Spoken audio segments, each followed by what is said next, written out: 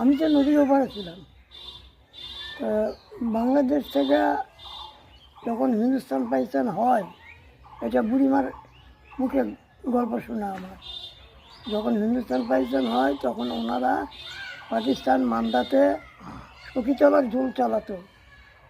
আর এই যে দীনানন্দ সরস্বতী, উনি কাঁসাবাড়ি শ্মশানে থাকতো, উনি তান্ত্রিক ছিল।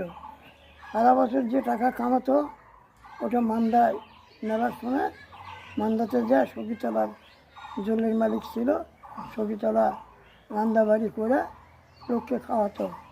ওটা 7 দিনের মেলা ছিল।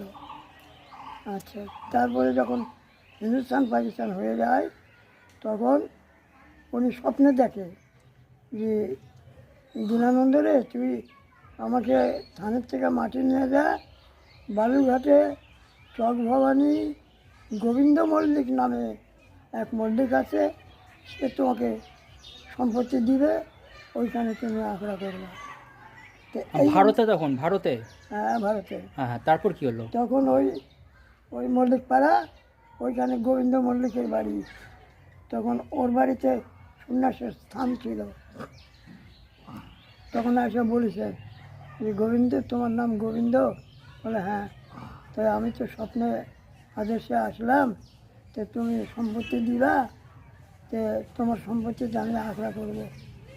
তখন গোবিন্দ কয়, দেখো আমার সামান্য সম্পত্তি, তো তুমি ইয়া করো, তুমি ওই সুধীর চৌধুরী ওর মেলা সম্পত্তি, হ্যাঁ, ওখানে যাও। কয় না, আমি স্বপ্নে দেখেছি, তুমি দাও। তখন ওইখানে 5 কাঠা সম্পত্তি দেয় ওই গোবিন্দ মল্লিক।